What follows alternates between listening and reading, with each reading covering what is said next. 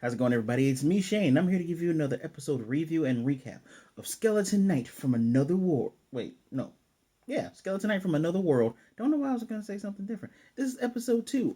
I'll give you the title later because the title is incredibly long. As a matter of fact, it's somewhere here in my notes, and they don't even get to the title until later on in the episode. Actually, I just found it in my notes. It's First Job, A Girl's Wish, and approaching shadow. I'm tripping over my words here because yeah, it came really late. I don't even know what to say about that. I'm I'm trying to get used to this thing. And you know what? Before I even go any further, let's get used to one thing. I need you guys to give me a like, hit me up with a comment, and please do subscribe. All those things really, really matter to the channel, and I appreciate everyone's support. Don't forget to hit the notification bell to be notified of more videos just like this. And do not forget that you can also share this video to all of your friends, family, co-workers, and loved ones. But yeah, uh, I know this series comes out, I think on Fridays, maybe Thursdays, but I like doing them on Mondays. They're so I'm unfortunately behind on two slice of life because apparently spring is the time of slice of life. I'm officially waiting for Comey to come out on Netflix. Ain't pirating that. I want to see it when it comes out on Netflix. I'm not saying I do pirate other anime. I'm just saying I don't. I don't want to be impatient. I can wait for that. And the funny part is, even though when people put out steals of certain stuff, I have no clue what's going on, so I'm not really spoiled about much. So we begin once again where the show puts right at the bottom. Uh, it shows scenes that some viewers may find disturbing. Now, is there a attempt sexual assault in this one? No, but it is. Isekais have gotten super bloody, man. Like it's blood. It's people are getting people get killed, and I guess that's something that should be used to in other isekais. Whether people realize it or not, one of the most loved isekais is Inuyasha. I mean, come on, yeah. If you think about it, you probably go, "Oh, that's right. Yeah, it had blood and killing. No attempted sexual assaults, which is good. We don't need that, but it had all the other makings of a good isekai. Now, after this viewer discretion being advised, we zoom in on a house. Someone's cooking stew. She turns off, she throws a little ash on the fire. Her children are asleep, and she leaves. And we get the narration of the oldest daughter. They're both kids, but the eldest daughter, she, how old would I don't even know actually how old I would say this young girl is. Maybe at the most 10. She might be older than that. I don't know, but she's young, and her sister is a little bit younger. Not even a little bit, but her sister's younger, and we get her narration going every morning. Mother goes off to the fields. Now, after they showed that viewer discretion, I'm just thinking to myself, is she gonna get killed? Is Mama gonna get killed? What is gonna happen? I'm gonna spoil all that early. None of that happens, but we shall continue. So, um, she, the young girl, her name's Marca. She fills out I guess, job slip for back at the guilds, the mercenary guilds and whatnot, so that someone can take this job because she needs escorting to pick some medicinal herbs.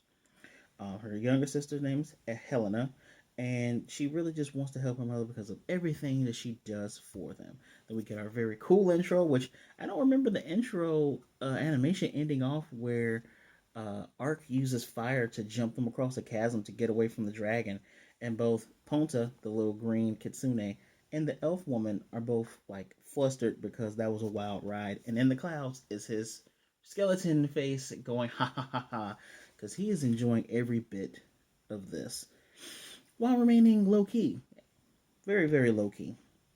So now we have Ark that's going into this village, and it's very nice that he's the one that's gonna be guarding them to guarding Marca while collecting medicinal herbs. Very easy. I like when shows just quickly put the two and two together to make the four. So he comes in, he shows the plaque to, I guess, one of the, you can say he's a village elder, the guy with the spear. He says, "Oh yeah, that's what's her name, Sona? Yeah, Sona's house, Siona's house. It's over there at the towards the end of the plaza of the village." He goes through, he finds the house, and the little girl, Oh my God, Helena is adorable. You know, her sister has to wipe her face because they're eating the food that their mother had prepared. And he knocks on the door. She opens up, and his blue skeleton eye is twinkling. You know, that blue shine. And she's instantly nervous. She's like, "What's the knight doing here? Like, you know, how can I help you?" He's like, "Yeah, I'm here for Marca. Marca, she is her. He's come to help her with her request." And we get a flashback um, from when he was at Rata Village, and the shopkeeper is basically telling him, "Yeah, you know, you can get better jobs by joining the mercenary corps, or should I say, a mercenary group." And in his mind, he's like, "I don't want to cause any attention to myself. I already look like this." So he doesn't want to engage in anything where he's going to have to be social, where he's going to have to, you know, share in celebration. Because one, he's not rude. He seems like he's very much the type that would indulge in those things, but he doesn't want to show his face because he has a skeleton face. Skeleton man that can eat and drink. And I'm pretty sure, and this is just my feeling. I haven't read the light novels or the manga. I have a feeling that once he's done enough goodwill jobs, like starting off small like this is gonna do him so much good. Because once people see his face, they're gonna be like, "Oh, you're a skeleton. It's fine. You're a really good dude." This will come after people try to kill him, of course. It's fantasy world. That's gonna have to happen. So, and the story he's using is like, I want to do herb picking. I have some interest in it. And he tells him, just be gentle with the client. He's like, all right, this is what he means because it's obviously this young lady. Um, and he's like, when she wonders if someone like him is going to take the task, he's like, of course I'll take the task. Um, he mentions like you do early quests like this in the beginning of the game, and she's like, what? He's like, nothing, nothing. Just let's do this. Um, she wants to know if they can go ASAP after he asks about the specifics. And they go. They leave little sister there, and he wonders about the urgency of it. You know, he heard about Fang boars being around the village, and you know them needing some protection, and he's curious about her haste. And she's like, "Well, her mother's gonna come home soon." And she knows that her mother's gonna be against it because their father died about a year ago, and she's been raising them all alone. She's been doing all this work. And again, I'm still waiting for that but because I saw that viewer's question. I'm waiting. I'm like, she sells her body. No, okay. She's a thief. No, okay. Is she gonna die? We keep waiting for the other shoe to drop because that is what we have been conditioned with some of these isekais. I won't mention any things about healers that need redos, but you all know. You wait for these other shoes to drop. And so she wants to do her father's job and pick some of these medicinal herbs that's what he was doing way before because she believes it'll make her mother happy. And he is super moved because every time we get his inner thoughts, we see that half of that skeleton face and those shiny blue eyes. And he's thinking, she is so noble. This is amazing. And for someone so young, he's like, when I was her age, all I did was play video games. And actually, when I became an adult, all I did was play video games. He actually says that part out loud. And he's like, don't worry about it. Let's go and do this thing. So they're going deeper into the woods. She shows him a root called Kokora, which is supposed to help with cuts and scrapes. Apparently, burning it keeps bugs away. I like that there is lore within here with the plants and the herbs. I like that stuff. He says she's very knowledgeable. She doesn't know the word knowledgeable. So again, there's another layer. She lives in a village. She doesn't get, tutelage or teaching or anything like that. Plus, she's young. She's little. And he's like, basically means you're like a teacher. And she's happy. She wasn't. She's like, yeah, my dad taught me some stuff. I remember some stuff. Good for you, Marca. So as she's about to approach a bush, this bush is shaking. I'm talking Pokemon and wild grass shaking in some of the newer games. And he's like, wait, hold on, stay right there. Don't go any further. And he has his sword ready. He pulls back the bush, and it's this tiny green nine-tailed kitsune. He has a deep cut right there on his little paw, and he's just growling at him. He's like, oh, just this thing. This thing's a little cute. He's like, hey, you're hurt. Come to me. Come to me. And he bites. He bites him on his finger, and she jumps. She's like, ah. He's like, don't worry. He's not scary. And little guy's hanging from his hand. He's like, he only attacked because he's scared. He's scared of us. And in his mind, he's thinking, I haven't done this yet, so I want to see if I can. And he casts a healing spell, which completely heals his leg. She's like, wow, you're like a priest. And in his mind, he's like, it's a good thing I got that monk skill. It's a good thing you did. Sounds like he was the type of party member that was not only a tank, but he was the specialized kind of tank that also wanted to delve out support while he's blocking foes from hurting. I like those kind of. I typically play those kind of characters too because everybody wants to be an attacker, right? Support never gets enough uh, due diligence. I digress. um, when he tells the little thing to head back where it came from, it just sits there. And she's like, I think he wants to follow with you. Of course, it barks in response. And she's like, you should come up with a name for it. He's like, well, let me see. Green, fried tofu, tempura. Doesn't like any of those names. This thing, mind you, he has to be at least 7 feet tall, right? Jumps right on his shoulder, just no problem at all. It's running across his head and his shoulders back and forth. Freaking adorable. This is the spring of adorable stuff, y'all. And even she goes, well, I don't think it likes the name. He's looking like your tail's fluffy like a dandelion or like Ton Popo. I didn't even look up what Ton Popo was. I apologize. I should have had. We're gonna do it live. Figure out what Ton Popo is. Oh, Ton Popo literally means dandelion. It's a Japanese comedy film written by Jizo was it? Itami. It literally means dandelion. So you use the word dandelion and then you use dandelion again. Okay. But the name he says he's gonna go for it is Ponta. So Tampopo, but backwards. It's a good name. It's gonna make me think of Ponyta for the whole time, but it's Ponta. If I accidentally say Ponyta, you know why. So cute things running all over him. He's like, all right. So we're gonna go. They're gonna go back deeper into to the forest because there is a tree, the kukuburi tree, that's gonna bloom, and that's a specific thing that she's looking for. Back at the village, mom is back. Oh no! And we see a guy that's just like tired. He has a quiver full of arrows, and guys like, "You really that tired from Fang Boar?" She's like, hey, "There ain't no Fang Boar out there, man. That's there's some type of monster going on out there." The old man then tells Mama Siona, about Marca going on an errand for her. She's like, "No, she's supposed to be watching the house." He's like, "Well, I wouldn't worry about it. She's with this really, really cool looking knight." Like when people see him, they're like, "Yeah, this dude pretty can seem like he's pretty strong. I don't think anything's gonna happen." Or will it? Let's find out. So, as we go back to our hero, well, to our crew, they chase off a chipmunk, and there's this giant tree with all these white flowers. And he's like, "All right, we got to find a way down." She jumps, and instead of going through the slope, she just jumps over right in there. He's like, "All right, well, she has lots of enthusiasm."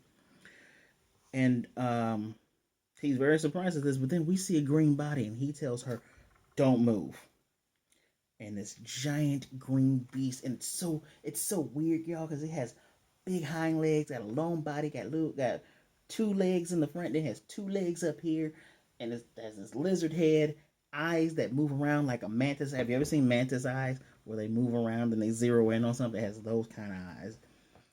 And then we get our title. Then when we come back, she's down in front of it, and the eyes looking around, and birds fly off.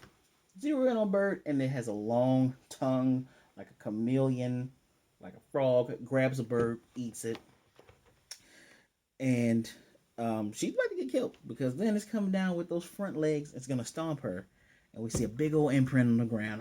I guess she's jelly. She's not jelly because remember, Ark can do short teleports. So he teleport and got her. And he has his blade out. And he's like, "You good?" So they keep teleport dodging, and this thing's using poison fog as he's teleport dodging. And we see that skull out, and he tells us, or himself, but telling us, this is a giant basilisk. It pours out poisonous fog. It has paralyzing claws and can petrify. So this is a monster with an arsenal of status effects. He says a lone player of mid-tier class will having a lot of trouble, but he's just blocking this thing's attacks. So I guess he's not just a mid-tier player. Mm-hmm. So as he's blocking the attacks and tele-dodging, and this thing even tosses a rock after it tried to lash with his tongue, she hides behind him, which is the best thing to do because this way she won't be in the line of fire. And he's blocking, and he knows he can deal with it as long as he's cautious. And that's one of the things I like about this series already, is that dude realizes he's in another world, realizes he's in a game world, but he's not treating it as none of your lives matter because you don't really exist. He's treating it as each of these beings in this world. You all are as much alive as I am. I'm still gonna have fun with this game world, but I'm not gonna treat you all as if you don't matter. And we've seen that a lot of times in different literatures, not just anime. We've seen it before. And I like that this feels nice and fresh. I like it. It's nice to have a hero that's just no shade on Rudeus, but Rudy has his perverted moments because, well, technically he is a teenager, and technically the guy didn't really have much of a love life when he was in his other world. So I get it, right? But oops, but it's nice to have a halfway pure hero. This he seems pure at least. So, uh-oh. It does a tail, right? It has a tail. It does a tail where it draws his head back, its frills are shimmering, and he's like, oh, the game does this when something big is about to come, and it goes black and white all around him, and just these waves are coming from its eyes, and it turns the grass, ground, and any creatures around into stone. And he uses the holy shield of Tatuus, and he's holding this attack off. He says, I have no intention of finding out if I can turn to stone in this world. So it strikes again with its little two arms, and then it strikes with two more arms. And he's going off like, what weirdo thought it was okay to give a basilisk six arms? He's genuinely miffed and genuinely mad about about who thought that this was an okay thing to do. So it's going back with more poison fog, and he's using the shield ability to hold it back. And it looks like the poison fog hits, but then it goes back. Now earlier, I noticed that there was a ring around his leg. I didn't think that was important. Pay attention. Pay attention to my words. So this thing backs up, and he uses this moment, and there's a magic circle underneath it, and he's going to use a combat skill that only the top tier class of sacred knights can use. And he jams his sword into the ground, and he calls out judgment. And this large, it looks like a pillar of like yellow, it would be blondish if it was like lightning, this yellow energy that's just jutting out from it. Kind of reminds me of a Blaze Blue move. I think Jin Kisaragi, when he puts this blade into the ground and then the ice comes up, he just puts it down. This massive energy, it's blue and light, and it's just the effects of it are beautiful and powerful. And he hits it one time. This large slabs of lightning hits him from below, and it's a big gash in this creature. Like imagine something that is like made of. Oh no, I have one better for you. Imagine a six-legged Tyrannosaurus from Jurassic Park, and it just where the neck and chest meet, just all gaping open, just all cleaved. And thing is dead now. And he's like, man, that was scary strong. And he's wondering if the move had always been that strong, because he's like, I only killed it with one attack. Wonder if the move has always been that strong, or if he's trying too hard.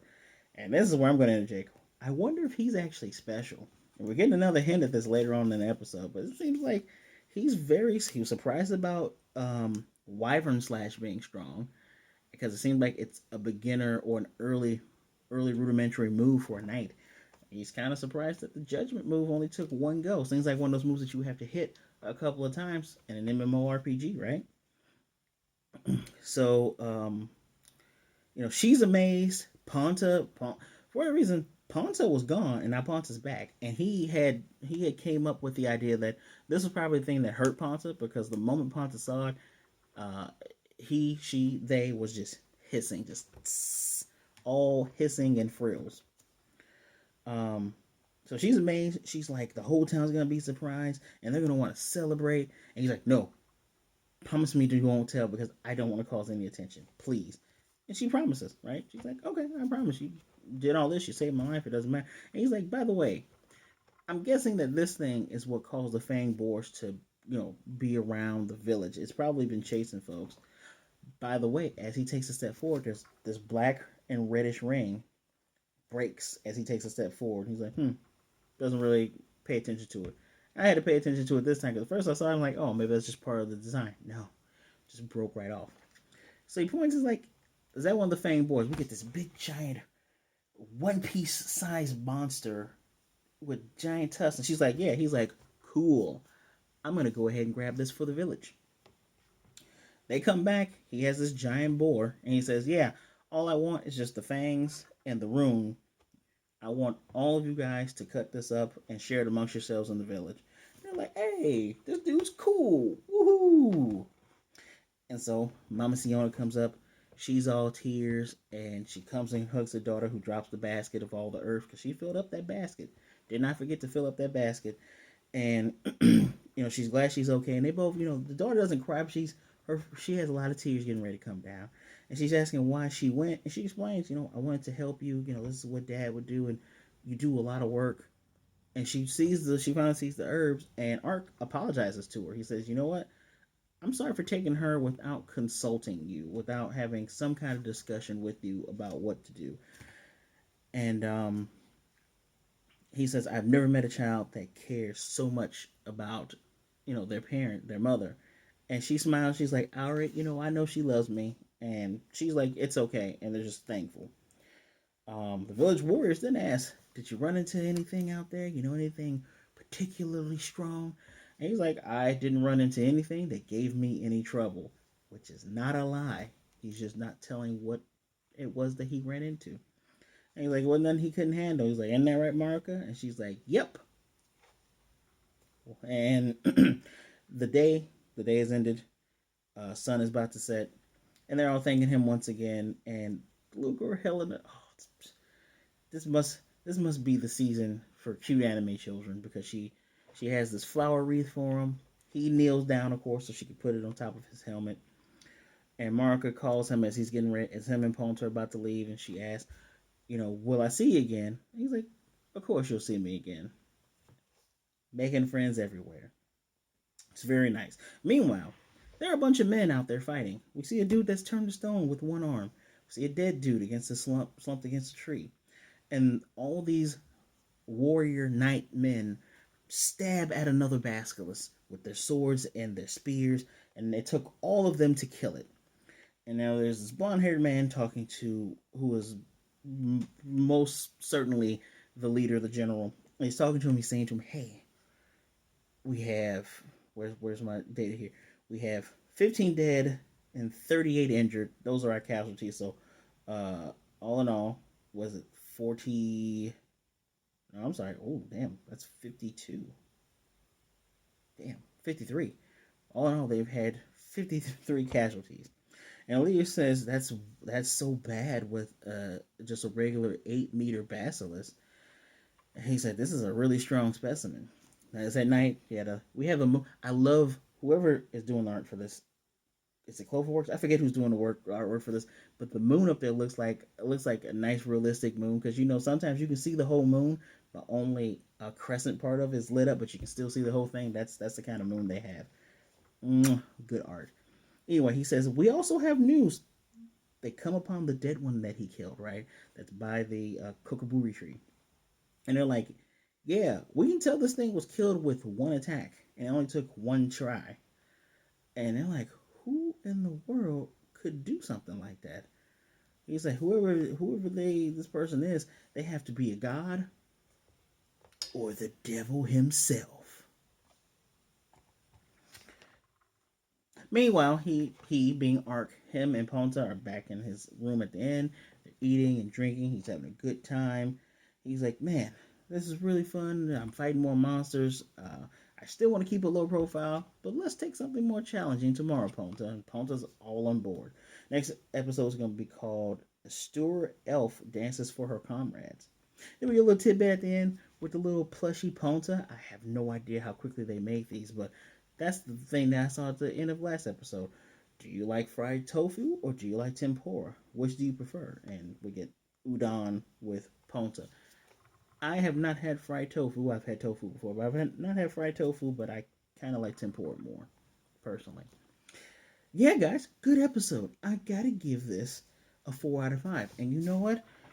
It feels weird to say, but I have a feeling that if more episodes continue like this, it'll be hard to give it a 3 because while that is the norm, it's so pleasant. It's so nice. And they really got me going because I was on the edge of my seat going, you gave me this uh, uh, parental advisory or this advisory that's going like viewer discretion is advised. I'm sitting there like, oh man, I wonder if they're just going to keep this up because if something else pops up like the very first image of episode 1, they won't be liable. They being, the ones who are supplying the subtitles. I don't even know if they have one in Japan. It's interesting that that whole thing had me on edge, and I got a pleasant surprise that no one died except for nameless guards. Sorry, nameless guards. So yeah, 4 out of 5. Please let me know what you thought of the episode in the comment section down below, and let me know, do you prefer fried tofu or tempura? As always, do not forget to hit me up with a like. Those likes are able to boost the signal so others can see what a great time we're having on the YouTubes. Do not forget to hit that subscribe button, trying to get to 200 subscribers, and then go even further beyond. Don't forget as well to hit that notification bell to be notified of more videos like this, and share the video so others can see what a great time we are having. As always, thank you for taking some time out to spend some time with me. Be good, be blessed, wash your hands, wear a mask, be safe out there, you all. Be good to yourself. Be good to others. Either way it goes, please don't be a jerk. And I will most definitely see you guys next time. Looking forward to when we get these other 2 party members. Can't wait. Dog, cat, ninja, and elf swordsman lady. It's going to be good.